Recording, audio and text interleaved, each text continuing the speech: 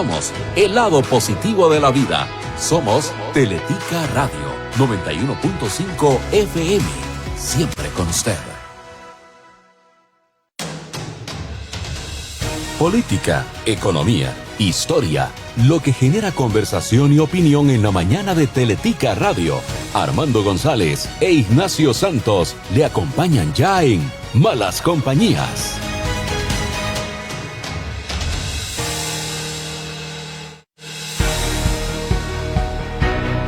Muy buenos días, gracias por su estupenda y formidable compañía. El tema de hoy tiene que ver con una de las tradiciones más antiguas de nuestro país y son las mascaradas en Barba de Heredia, que se remontan a la época colonial y que sin duda es una de las representaciones de las expresiones culturales populares más antiguas y representativas de nuestro país. La tradición nace, como les digo, y ahora nuestro invitado de hoy que lo conoce en detalle, no solo la historia, sino que la creación de máscaras.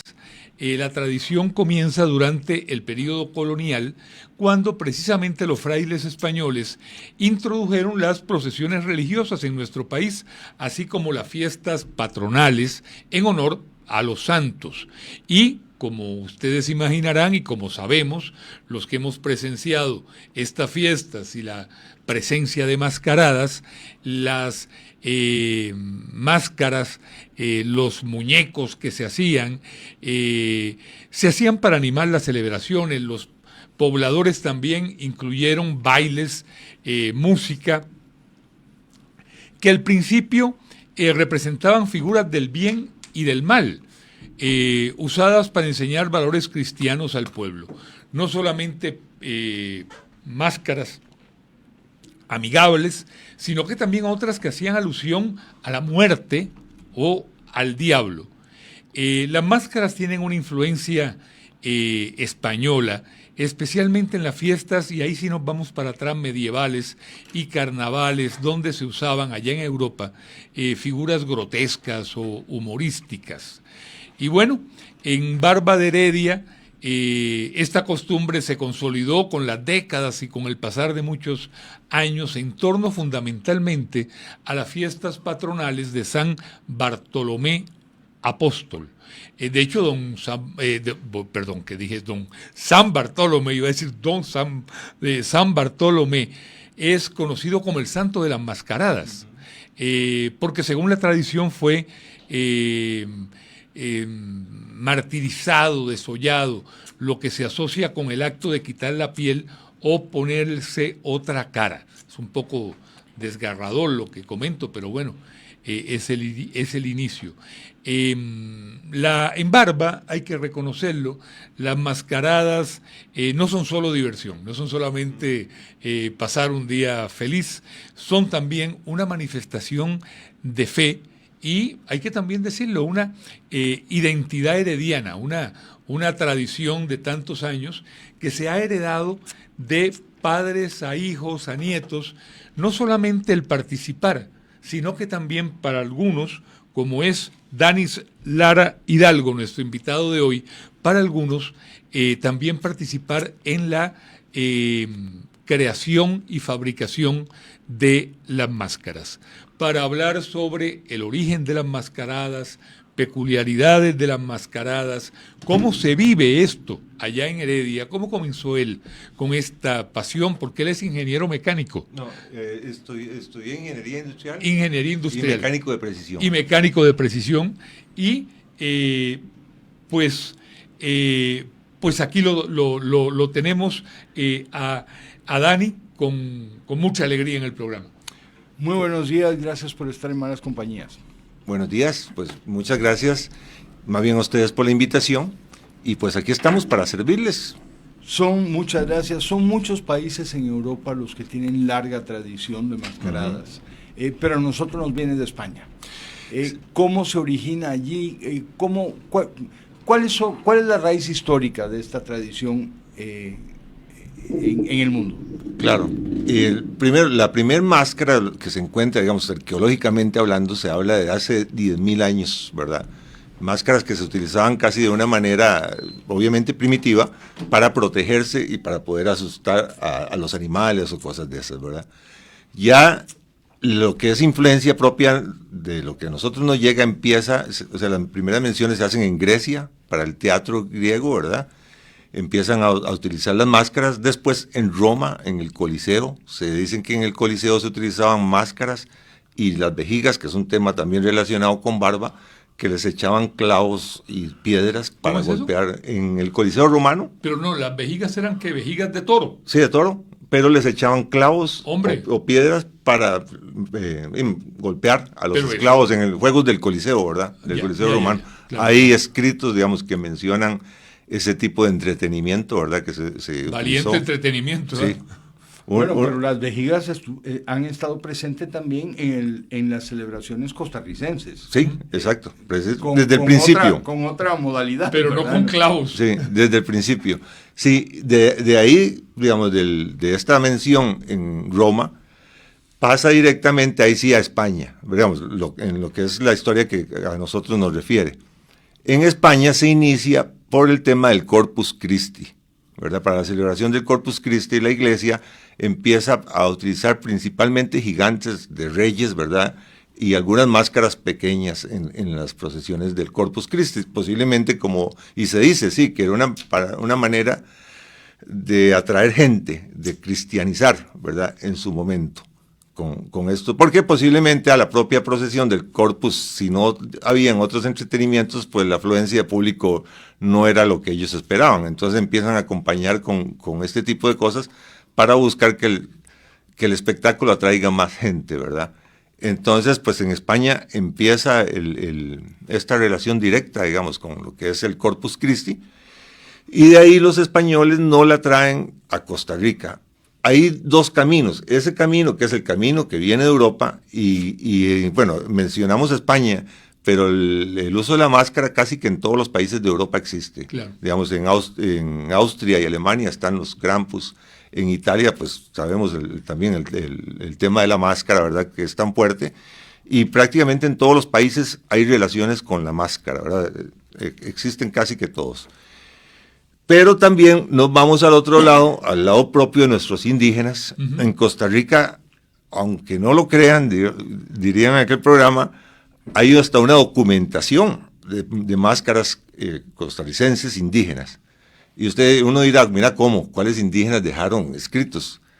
Pues sí, escritos no, pero sí en una vasija. Hay una vasija que tiene el Museo Nacional, donde en las imágenes son de pues, personas enmascaradas, ¿verdad? Y hasta con cierto vestuario, y eso se relaciona con o sea, se supone que esa es una influencia de los indígenas de centroamericanos, porque no necesariamente se menciona Costa Rica, sino de Centroamérica, y se dice que Centroamérica llegaron indígenas del lado azteca y del lado también de peruanos, por decirlo de alguna manera. Y entonces están esa vasija en el Museo Nacional donde están los dibujos de los indígenas enmascarados. Entonces, bueno, pues teníamos también nuestra propia... Las máscaras de los diabritos, las máscaras borucas, uh-huh, son además impresionantes, bellísimas. Exactamente. Entonces, ahí es donde se inicia, por decir, inicia el sincretismo, ¿verdad? La unión de diferentes culturas y todo esto. Pero... efectivamente, ya en el año 1711 hay escritos, ¿verdad?, en documentos en Costa Rica que mencionan que en la proclamación del rey Fernando en Cartago hubo mascarada y escaramuza en 1711. Lo que pasa es que obviamente en esos documentos no se menciona ningún mascarero ni nada, pero se dice que hubo mascarada y escaramuza. ¿Escaramuza qué sería? ¿A qué se aplicaría el término escaramuza para una fiesta? Como el tipo de celebraciones, digamos, de tipo carnaval de ese entonces, ¿verdad? Que podían ir gente disfrazada, pero además de máscaras y pues música, cosas de este tipo, ¿verdad? Era como un pasacalles, ¿verdad? De espectáculo para celebrar la proclamación del rey Fernando. La escaramuza es como una refriega militar. Exactamente. En este caso, obviamente, era una refriega de alegría. De celebración, exactamente. Ahora, Dani, El origen de la máscara que nos llega aquí de Europa, evidentemente no la autóctona de los indígenas, está vinculado a prácticas religiosas, pero la relación de la iglesia con la mascarada no siempre ha sido armónica. Exactamente. Inclusive, ni aquí, ni en estas primeras de España, en España también hubo más, o sea, con el Corpus Christi nace, hubo un momento en que se prohibió. Aquí vamos directamente, los españoles lo traen, pero la mascarada esa que estamos mencionando, la popular de hoy, inicia en Cartago, digamos, en la Puebla de los Pardos. Cuando en un momento, digamos, como que se junta todo, la abolición de la esclavitud, ¿verdad? Digamos, perdón, ya deja de existir la esclavitud, se declara la Virgen de los Ángeles patrona, y en ese momento entonces estaba una mezcla de culturas en Cartago, donde estaban los españoles, donde estaban los indígenas y donde estaban los negros, ¿verdad? Que eran esclavos. En el momento todos estos se juntan, ¿verdad? Para estas culturas, para generar la primera máscara. ¿Cómo? Se dice que este señor Lito Valerín, que es el primer mascarero documentado, ¿verdad? No, posiblemente fue el primero, no sabemos si hubo antes, pero es el primero que aparece en documentos. Él encuentra una giganta, unas máscaras en la basílica, que se supone, dice Alexis Ramírez Vega, que esa máscara es como alguien que le había dado en agradecimiento a la Virgen, ¿verdad? Le había quedado esa giganta de madera. Entonces don Lito Valerín la encuentra y se la trae para hacer un pasacalles, ¿verdad? Y encuentra también algunos moldes de máscaras. Moldes, ¿a quién nos referimos? Hay unas máscaras que se consideran máscaras de petate, se llaman máscaras de petate.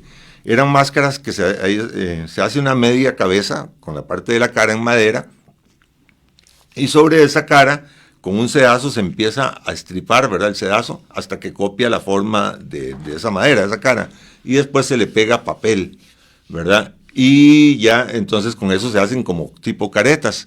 Entonces empiezan a salir esas máscaras de madera, las máscaras de petate, y empiezan a hacer también, entre él y algunos vecinos, máscaras de diablos. Este señor Alexis Ramírez Vega, en los documentos menciona hasta quiénes utilizaron las máscaras en esas primeras ocasiones, ¿verdad? Quiénes eran los que acompañaban a Lito Valerín.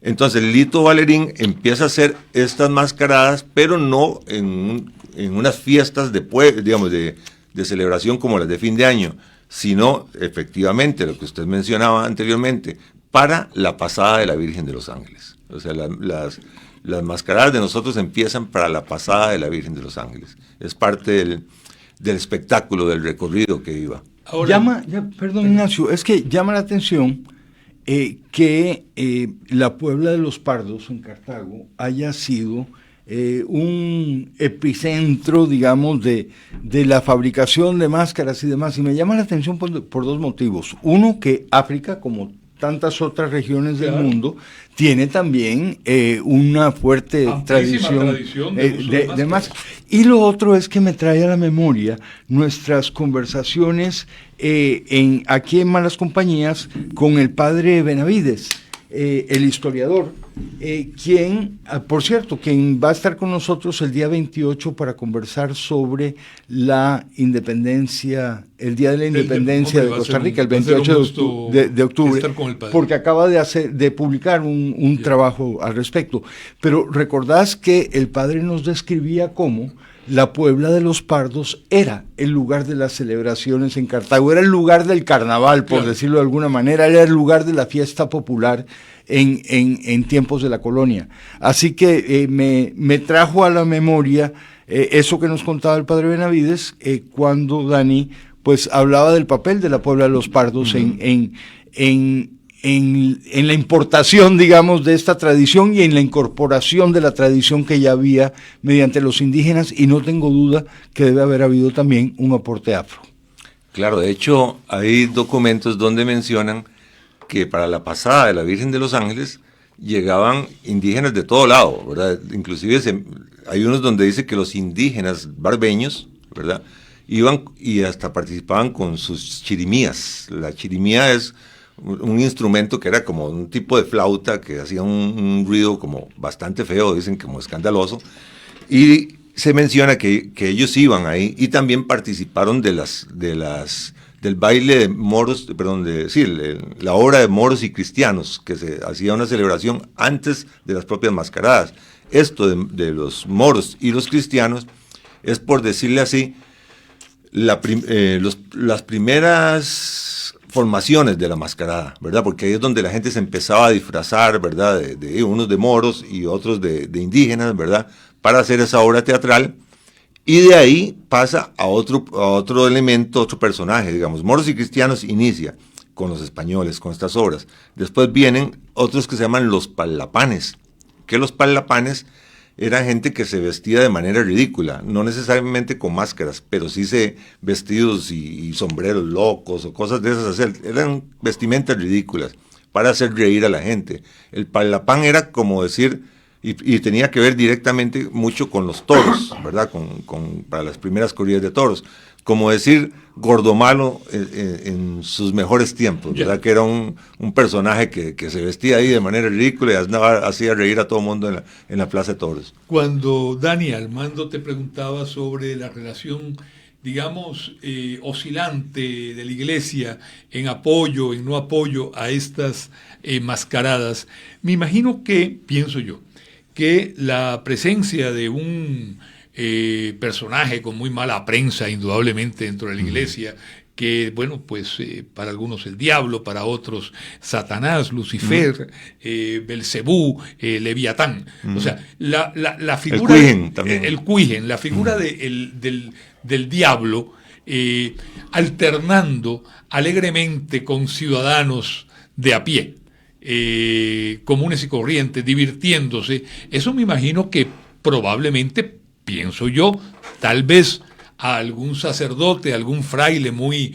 rígido en su forma de ver las cosas, no le hacía nada de gracia. Sí, siempre ha tenido su oposición. Hay gente que lo ha considerado como ridículo, como primitivo, como algo que no va de acuerdo a la cultura, ¿verdad? Pero sobre todo, la Iglesia prácticamente, con la Virgen de los Ángeles, la Iglesia es la que nos trae la mascarada y la Iglesia nos la quita. O sea, al tiempo de que empezó a llegar gente de todo lado a la pasada de la Virgen de los Ángeles, la pasada se volvió en algo no tanto de devoción, sino de celebración. Entonces, todas esas fiestas, que era una semana completa, se acompañaban de licor, de todo lo que conlleva las fiestas carnavalescas, claro, o este tipo de cosas. Y se dice que inclusive llegaba gente borracha, que llegaban a la iglesia y hasta con caballos, ¿verdad? Se metían. Entonces eso se volvió algo que no tenía nada que ver con lo que la iglesia quería. Entonces por eso se prohíben durante algunos años. De hecho, de esos años es donde ya empieza una transición, porque está este señor Lito Valerín, que mencionábamos anteriormente. ¿Qué año estamos hablando más o menos? Como ya en los años 40. Primera mitad del siglo pasado. Ajá, exactamente. Del siglo antepasado. Sí. No, de 1850. Sí, okay, sí. De hace 200 años. Lito empieza, digamos, ya a hacerse grande. El hijo de él, Jesús Valerín, es el que toma la tradición, ¿verdad? Empieza a fabricar máscaras también. Y ahí se da toda esa transición que en Cartago se prohíbe, además de que se viene el tema del terremoto de Cartago, que 2 años después muere Lito Valerín. Y entonces Cartago se queda como en un momento de la mascarada se congela, pero al mismo tiempo viene en San José otro señor que es el que en realidad lleva la máscara a todo el país, que se llamó Pedro Frer, ¿verdad? Pedro Frer empieza a hacer máscaras. Hay un momento donde inclusive los dos, se dice que las fiestas de San José, y ahí sí nos pasamos a diciembre, dejamos de la pasada, que es lo que tiene que ver con Cartago, con las fiestas de diciembre, que son las fiestas que más muestran la mascarada a nivel nacional durante muchos años. Pedro Frer empieza a producir máscaras también. Pedro Frer era un juguetero, o sea, tenía una fábrica de juguetes en San José. En ese entonces, pues, si uno se transporta, los juguetes no eran fáciles de conseguir. Entonces, si a alguien se le dañaba un juguete, lo llevaban a reparar donde la familia Frer. Ellos arreglaban las muñecas, los carritos, todo. El negocio de ellos era reparación de juguetes. Él empieza, como tiene el talento para eso, empieza a producir máscaras, y por el otro lado está Lito Valerín. Hay documentos donde dice las fiestas de San José la mascarada siempre estuvo muy buena, no importa si fueron los bailarín o fueron los freros. O sea, hay un momento donde coinciden, donde compiten, ¿verdad? Pero después lo de Jesús Bailarín le vende las máscaras a Frer. Frer empieza a adquirir todas las máscaras, tanto las de los bailarín como las propias. ¿Y se mantienen, se conservan algunas de esas? Sí, claro. De hecho, ¿dónde están, Dani? En el Museo de Cultura Popular, en Barba, en Santa Lucía, hombre, ahí hay muchas para ir a verlas. Sí, de las de Guillermo Frer. Hoy en día están en la Biblioteca Nacional, en una exposición. El Museo de Cultura Popular la prestó, creo que hasta aquí al 31. Pero regresarán a Barba. Ah, sí, regresan después de octubre, regresan a Barba, al Museo de Cultura Popular. Perdón que te interrumpiera. No. Entonces, esas máscaras, digamos, de la familia Frer, lo que hace es vivir de la mascarada. Entonces, las llevan a todo el país. Hay documentos en el SINAVI, en los documentos de los periódicos antiguos, donde uno puede encontrar que estuvieron en las 7 provincias, en diferentes pueblos, y ahí viene algo muy bonito, ¿verdad? Porque usted dice, ok, todos los pueblos recibieron la misma mascarada de la familia Frer, que fue la que la llevó por todo lado prácticamente, pero todos tienen identidades diferentes. La mascarada de Barba es totalmente diferente a la de Santa Cruz, o a la de Tres Ríos, o a la de Santo Domingo. O sea, aun cuando son de Heredia, Barba, Santo Domingo, Santa Bárbara, todos son totalmente diferentes la tradición. Utilizando imágenes de personajes locales o de costumbres de ese sitio. No tanto. Me imagino eso. que si es la de Santa Cruz debía haber más de un sabanero, más de máscaras de sabanero, ¿o no? No, viera que no. Más bien es el estilo, digamos. En Santa Cruz son unas máscaras gigantes con unas formas muy particulares, ¿verdad? Pero, por ejemplo, es el juego en sí, la gran diferencia. En Santa Bárbara son solo gigantas y gigantes, ¿verdad? O sea, en Barba son la gigante, el gigante, solo 2, y después el montón de máscaras de casco y diablos cabezones. Cabezones es porque son más grandes que una máscara de estas, son como 2 o 3 veces más grande que esta, ¿verdad?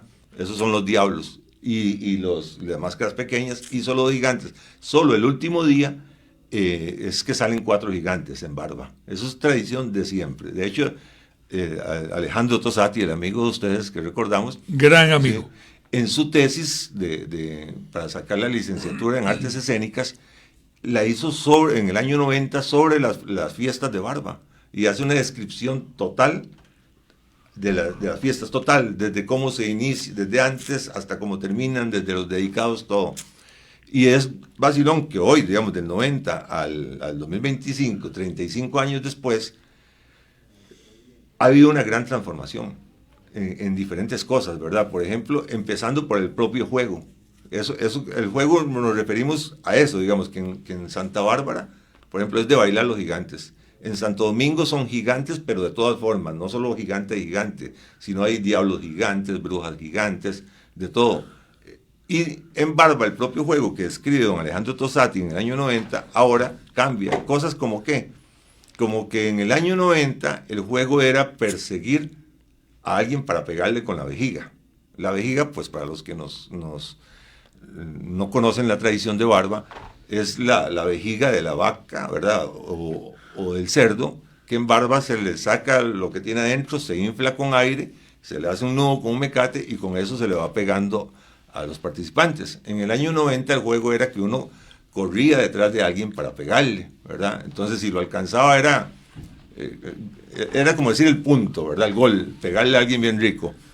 Hoy en día no, o sea, la gente se deja, más bien le pone la espalda a uno para que le dé, tan así que se hace lo que se considera una calle de la amargura. Se ponen 50 metros gigantes, mascaradas a los 2 diablos, todos armados con vejigas, y la gente pasa en medio de todos para que le den. Imagínense cómo termina, ¿verdad? Y debe haber más de un malcriado que da un buen cañazo. Por supuesto.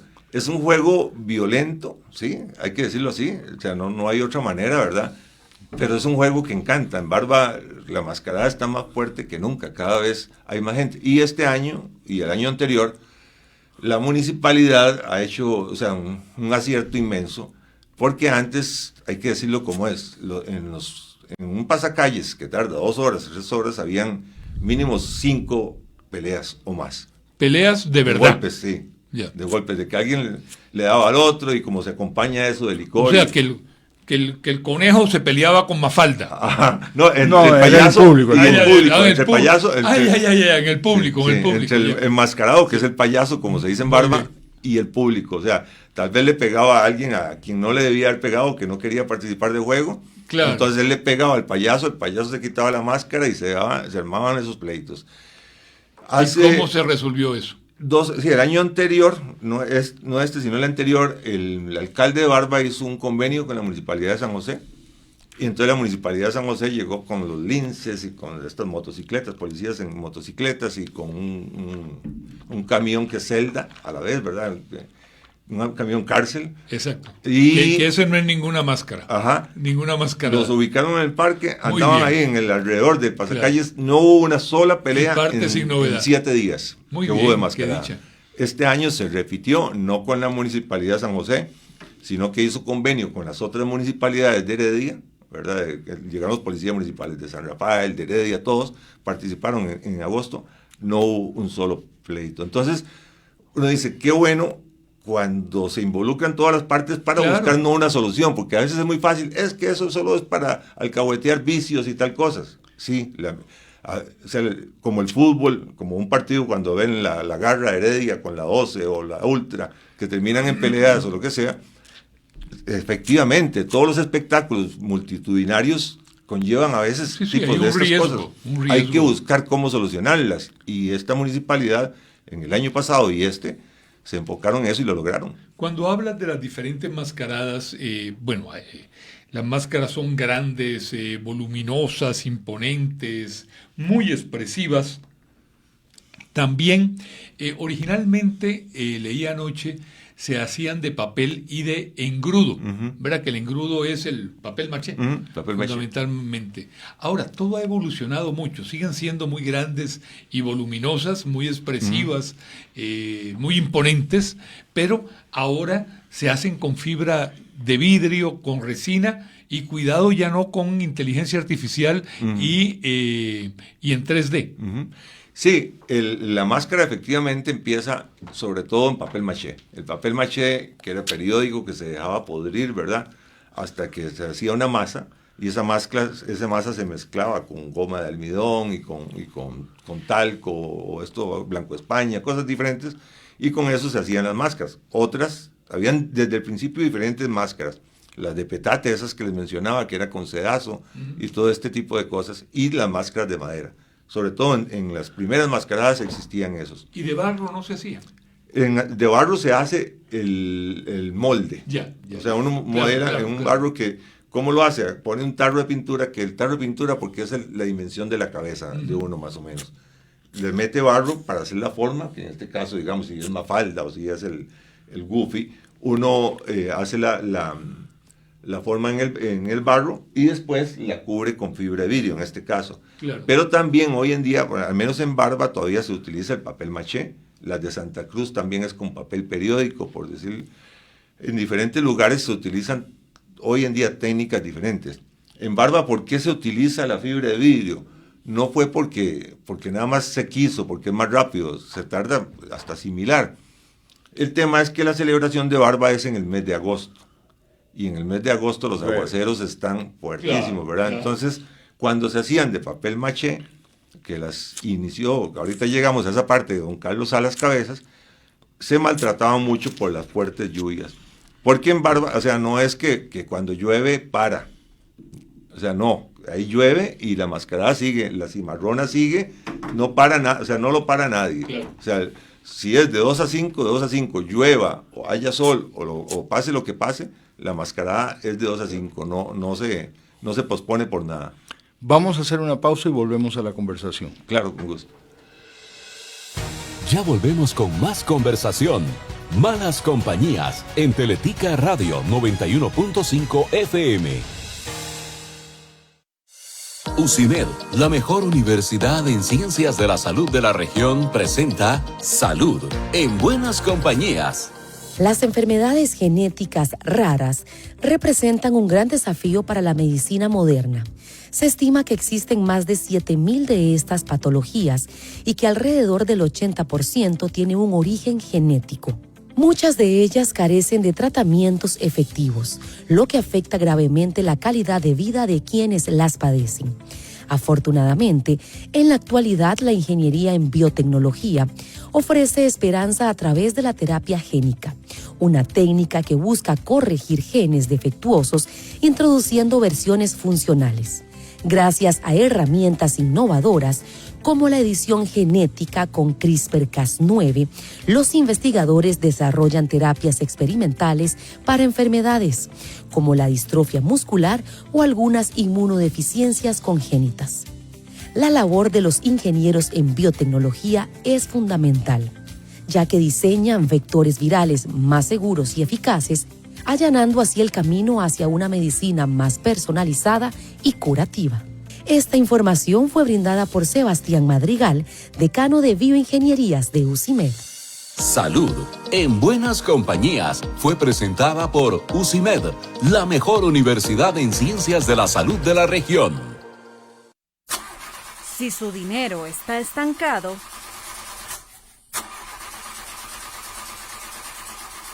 dele a su dinero el impulso que necesita a través de una inversión.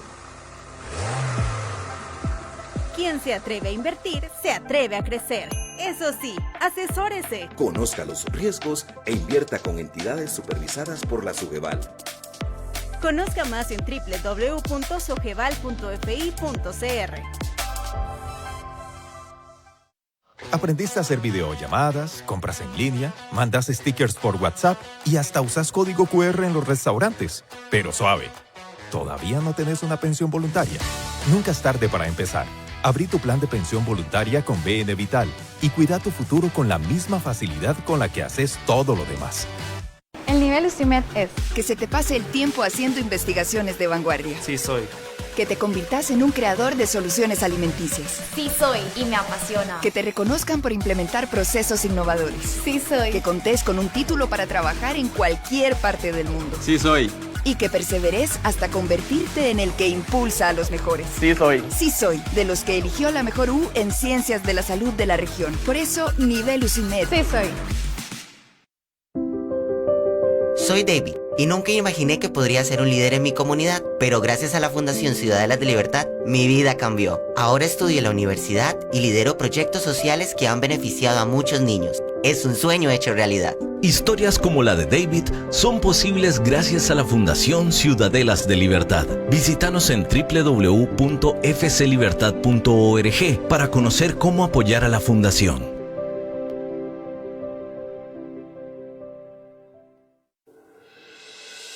En Teletica Radio, continuamos con Malas Compañías. La tradición de las mascaradas en Costa Rica, tenemos que hablar, el epicentro es Barba, de Heredia, y uno de los mascareros que más ha estudiado el tema es nuestro invitado de hoy, Dani Lara Hidalgo, que para nosotros es un gusto tenerlo en el programa y aprender con él sobre esta expresión cultural de décadas, de más de un siglo y medio en nuestro país. Mucho más bueno, de un siglo mucho y medio. antes, mucho Armando, más de un siglo si y medio. vemos las máscaras borucas y malecos. Estamos hablando de milenios. Y además estamos hablando de la colonia ya en la Exacto, versión, exacto. digamos. Así es. Así que estamos hablando muchísimo más de Buena tiempo. Dani, a mí me llamó la atención de la descripción que nos hacías del desarrollo histórico de la mascarada en Costa Rica. Un aspecto, vos decías que en su momento los Valerín y los Frere llevaban sus máscaras por todo el país, y que de esas máscaras todavía alguna se conserva y está en los museos. Bueno, yo tenía la impresión desde mi ignorancia, que fundamentalmente el negocio de la mascarada consistía más bien en fabricar máscaras para vendérselas a terceros. Pero no, resulta que en sí era un espectáculo en sus orígenes. Un espectáculo organizado como se organiza, no sé, un cuerpo de teatro. Sí. Claro, de hecho, y por lo que los periódicos viejos, digamos, en el diario La Información y todos estos diarios están inundados de información como la que usted está mencionando, porque las licitaciones aparecían en todos los periódicos. Entonces, por ejemplo, para las fiestas de diciembre o para la pasada de la Virgen de los Ángeles se hacía la licitación y se publicaba en los medios. Entonces ahí usted sabía cuánto se le estaba pagando a Lito Valerín por las mascaradas que se utilizaron en la pasada. O en San José, cuánto se pagaba. Y es vacilón, porque en noviembre, por eso yo pienso que la calidad a veces no era tan buena, porque a veces en noviembre se sacaba el concurso para las mascaradas de fin de año de San José. Y entonces se pedían los personajes, queremos 2 gigantes, tantos diablos, tanto esto. Entonces, claro, el mascarero que ganaba el concurso tenía que correr para poderlas tener para las fiestas. Y después venía el dato propio de la licitación, ¿verdad? O el informe de cuánto se pagó. Pero estamos hablando de que para el año 1920, 1910, a veces se hablaba de 1,000 colones de pago. ¿En qué época? En 1910, 1920. Hombre, pero eso era una fortuna. Era una fortuna. Pero una fortuna de verdad. Exacto, era una fortuna. Se pagaban, claro, a veces se hablaban de 25 máscaras, cosas de esas, pero era gran trabajo también. Pero sí, y por eso es que tanto los Frer como los Valerín eran una familia que trabajaba máscaras. Lito le deja al hijo Jesús. Pedro Frer, el que continúa la tradición y quizás de una manera injusta ha sido como muy borrado, todo el mundo habla de Pedro Frer, fue Guillermo Frer. La mayor parte de las máscaras de los Frer que se produjeron fueron por el hijo, por Guillermo, ¿verdad? Pero todo el mundo menciona a Pedro Frer porque fue el que llevó el nombre primero, ¿verdad? ¿Cuánto demora hacer una máscara? ¿Usted qué hace máscaras? Hay gente que hace máscaras que las ha llegado a hacer hasta en un día, obviamente. ¿De verdad? Sí, con secadora, con una pistola de calor, cosas de ese tipo, ¿verdad? Y empezando desde la mañana y casi quedándole la madrugada, ¿verdad? O sea, del día siguiente. Entonces casi que 24 horas 12, con las herramientas. 24 horas. Sí, 24 horas, sí, 12 no, 20, mínimo 24 horas en fibra de vidrio con las herramientas correspondientes, ¿verdad? Pistola de calor y todo. Pero también máscaras que se tardan un mes o más, ¿verdad? O sea, en el caso mío yo tardo por lo menos un mes. Generalmente. ¿Un mes? Sí, porque yo las pinto... ¿Por qué tanto tiempo? Porque las pinto con óleo principalmente, ¿verdad? Entonces, y a veces aplico técnicas en otros momentos. A mí me enseñó a modelar un escultor, se llama Alexis Palenzuela, vive en los Estados Unidos, y me enseñó una técnica de modelaje con yeso. O sea, que yo modelo en arcilla, con yeso le saco un molde y trabajo en negativo. Entonces eso requiere un poco más de tiempo, pero logra mejores detalles. Y después las máscaras yo las pinto con pintura de óleo también. Uno de mis buenos amigos es Adrián Argueda Ruano, 3 veces Premio Cultura, y él ha sido uno de los que me ha ayudado me ha enseñado a trabajar con pintura de óleo. Entonces con pintura de óleo quedan las máscaras muy bonitas, pero tiene un tiempo de secado mucho más amplio. Entonces por eso es que se retrasa uno. Pero, por ejemplo, con una máscara pintada con aerógrafo, la pinta uno en horas, ¿verdad? Entonces eso va a depender, como les digo, y eso no implica en la calidad, no significa que la de óleo es de mejor calidad que la que se pintó con aerógrafo, es nada más como identidad del mascarero. Dani, Carlos Salas, ¿es el primer mascarero de Barba o de Heredia? De Heredia, es el primer, cuando Lito empieza, se la pasa a los Frer, y los Frer, hay documentos, por ejemplo, en Barba aparece el primer documento que yo he encontrado, y creo que fui yo el que lo encontré antes, no lo había visto antes, es del año 1908, que estuvo la familia, o sea, los Frer en Barba, en la mascarada. Sí, los Frer, no recuerdo si eso, o los Valerín, ahorita tengo la duda. Creo que fue, pero sí se menciona que en el año 1908, creo que sí fue Frer, están en Barba. Y ese sí está documentado, en las fiestas estuvieron las mascaradas, etcétera. Entonces ya desde ahí hay una historia. Carlitos empieza, bueno, es que en Barba, Carlos Salas Cabezas es hasta la fecha conocido como Carlitos. Nacen en los 1920, 24 creo. Entonces, él empieza a ver las máscaras que vienen de todo lado, de los Frères.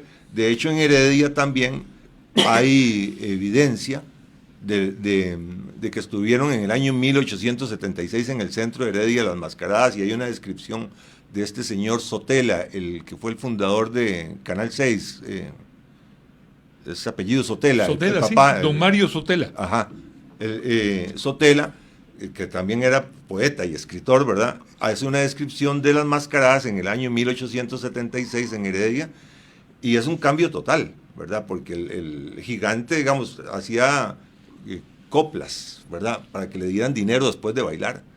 Pero entonces ellos empiezan a llegar a la provincia, Carlos Salas empieza a ver las mascaradas, y además Carlos Salas trabajaba para un taller con un escultor, ¿verdad? Entonces él ya tenía sus conceptos de modelaje, de arte, y empieza a fabricar las propias mascaradas de él, ¿verdad? De Calixto Salas. Pero posiblemente por ese aprendizaje que tenía de escultor, las hace de una calidad sobresaliente. Y no lo digo yo, digamos, lo dice otro, don Alejandro Tosati, en la tesis, hace una entrevista a Pedro Arias, que es también otro de los grandes mascareros de la historia del país, y Pedro Arias dice, las mejores mascaradas son las de Carlos Salas Cabezas. ¿Por qué? Y don Pedro y don Carlos eran contemporáneos. Exactamente. Porque había leído don Pedro, ya se reporta actividad de máscaras de él en los años 30 del siglo pasado. Totalmente contemporáneos. Y don Pedro Arias le hace ese halago en la pluma de don Alejandro Tosati a don Carlos Salas Cabezas, ¿verdad? Que efectivamente esas máscaras de don Carlos Salas Cabezas las tiene Adrián Argueda Ruano en su casa, que es sobrino. Adrián Argueda Ruano es sobrino nieto de don Carlos Salas Cabezas, y las tiene en su casa, y pues yo las he ido a ver, y todavía, a pesar de los años, o sea, los vestigios de la calidad y la pintura y de todo, o sea, a uno todavía le generan ese encanto.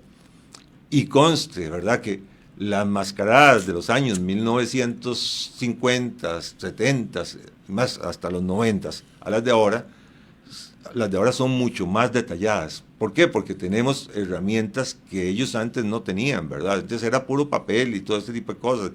Las pinturas, Adrián Argueda me cuenta que ha hecho un estudio sobre su tío abuelo, un estudio inmenso, que él mezclaba pinturas diferentes para poder lograr los objetivos, porque no era como ahorita que usted va y llega a una tienda de arte y compra óleo, compra acrílico, compra lo que sea, sino que las máscaras, las pinturas no existían así tan fácil, ¿verdad?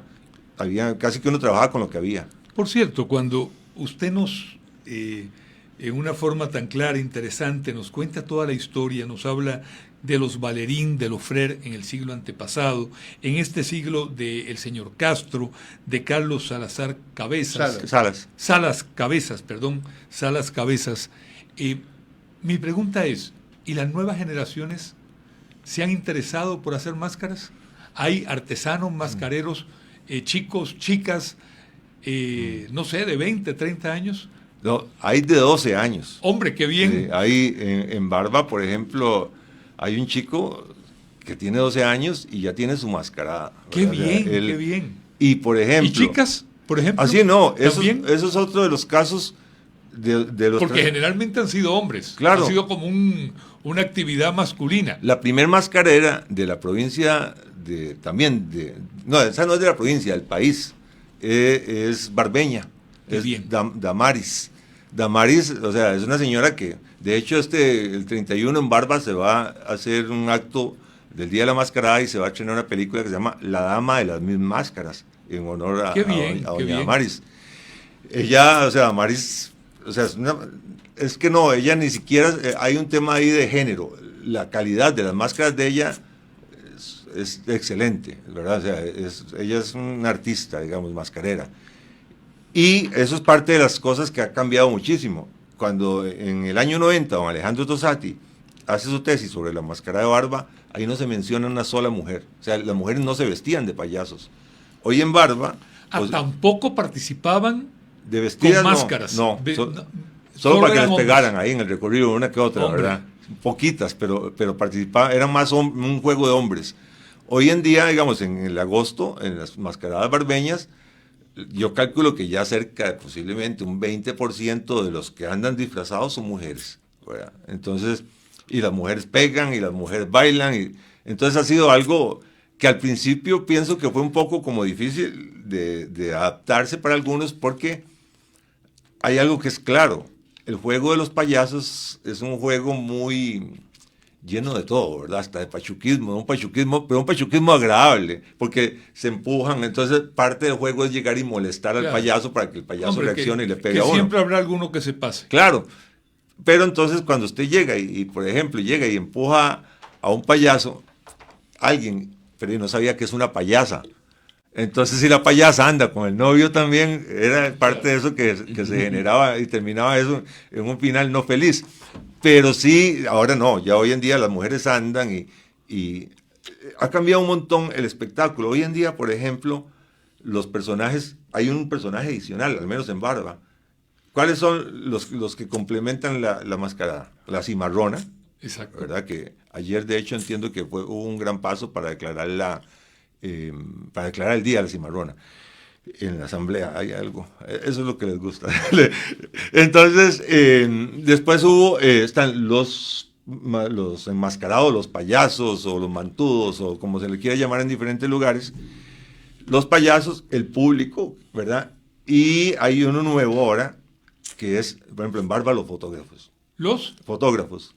Hay un grupo que se unió como un grupo de fotógrafos barbeños en las redes sociales y todo, que son cerca de, yo calculo que hay más de 20 ya, fotógrafos, que andan en el pasacalles todos con su cámara tomando fotos. Entonces todos los payasos modelamos para la foto, a veces en grupo, a veces solos y todo, y después del recorrido, horas después, a veces días, empiezan a salir las fotos, ¿verdad? De eso, y entonces nos están haciendo un favor inmenso. Claro, yo les he dicho a ellos, les digo, ustedes no tienen idea, para alguien como uno que ama la historia, cuando usted se encuentra una foto, por ejemplo, yo me encontré el documento de Barba de Mascarada en el año 1908, era como si, yo parecía un chiquito, es como si me hubiera encontrado un tesoro, ¿verdad? Saber uno, ya tengo cómo decir que la Mascarada de Barba tiene más de 100 años, antes era nada más algo como que se decía, no se podía comprobar.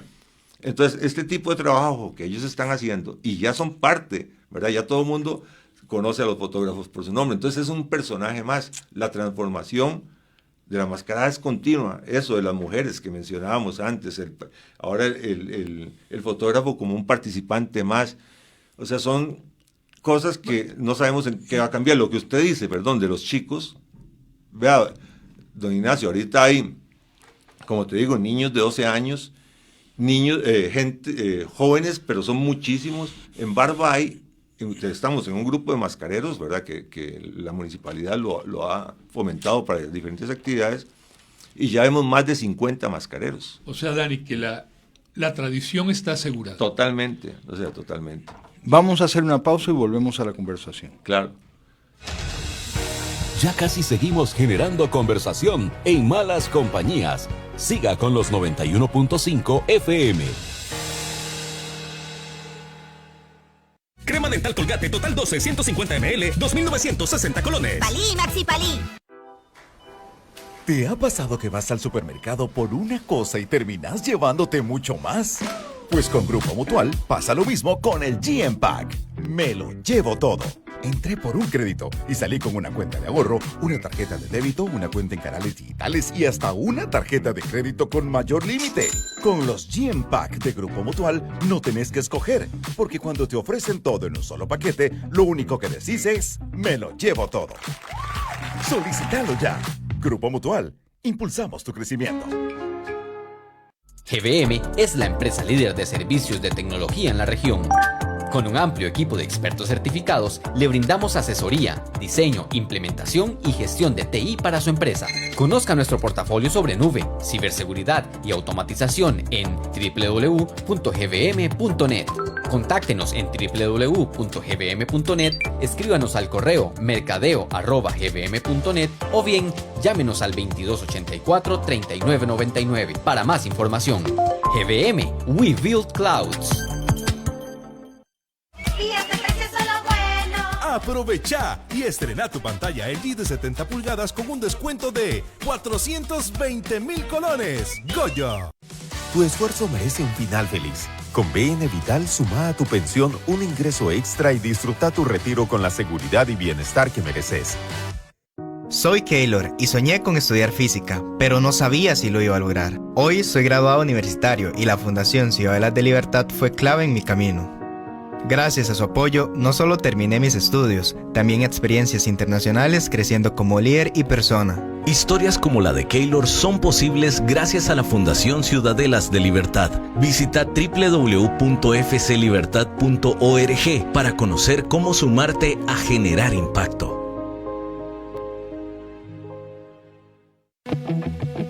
En la mejor U en Ciencias de la Salud de la región, desbloqueamos un nuevo nivel. Las bioingenierías llegaron a UCIMED. Biotecnología. Revoluciona el mundo de la biología con el poder de la innovación. Biomédica. Crea soluciones en salud integrando ciencia e ingeniería. Electromedicina. Convertite en quien garantiza el equipo médico que salva vidas. Desbloquea un nuevo nivel y prepárate para transformar el futuro de la salud. Matriculate. Aprovecha y estrena tu pantalla Sony de 55 pulgadas con un descuento de 120,000 colones. Goya. Votar es creer. Es cuidar lo que somos, nuestra tierra y nuestra gente. Vote por la Costa Rica que nos da vida y sustento. Créalo, su voto sí hace la diferencia. Este 1 de febrero, vote con empatía y con orgullo. Ese es su poder. Votar es construir, hacer, aportar. Crea en el poder de su voto. Tribunal Supremo de Elecciones. En pocos minutos, Teletica Deportes Radio, aquí en los 91.5 FM. Teletica Radio, siempre con usted.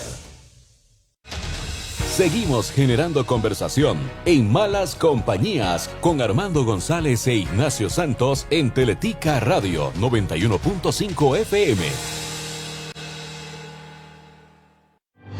La frase del día es presentada por Grupo Mutual. El arte lava del alma el polvo de la vida cotidiana. Pablo Picasso.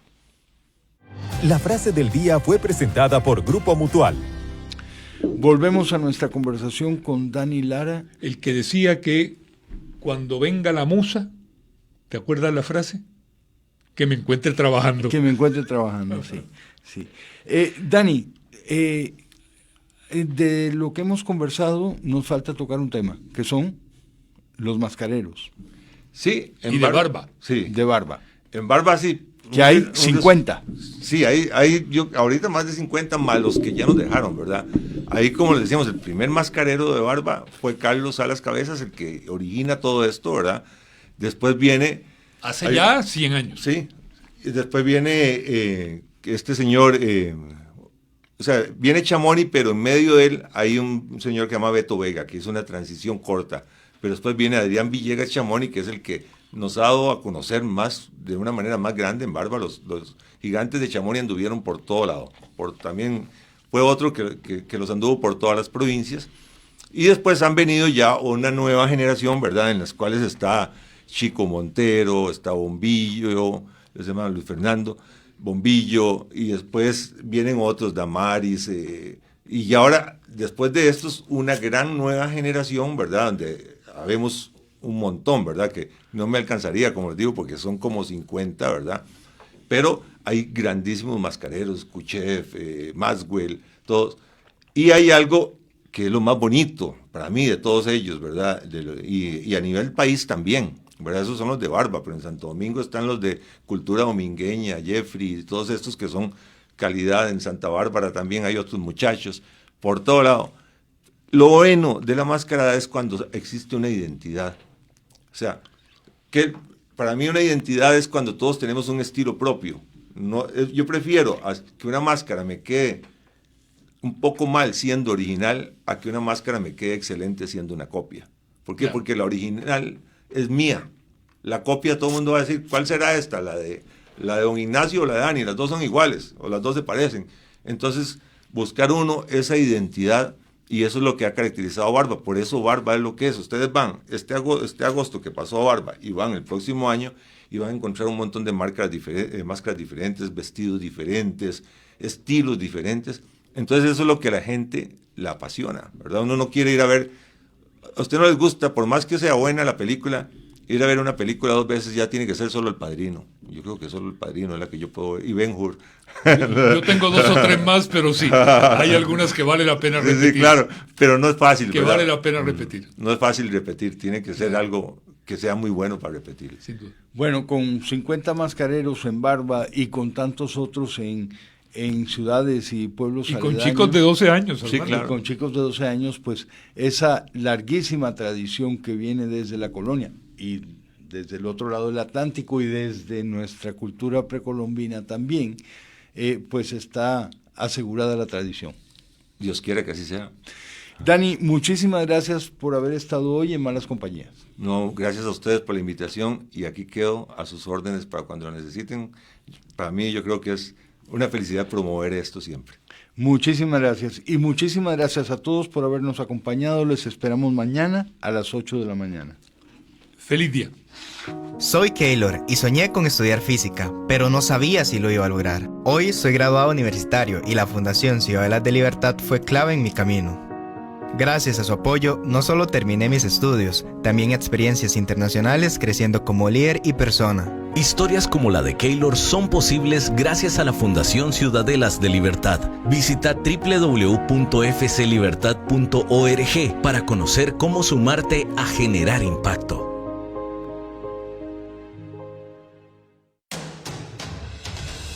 Ignacio Santos y Armando González le esperan de lunes a viernes a las 8 de la mañana aquí en Teletica Radio. Por hoy finaliza Malas Compañías.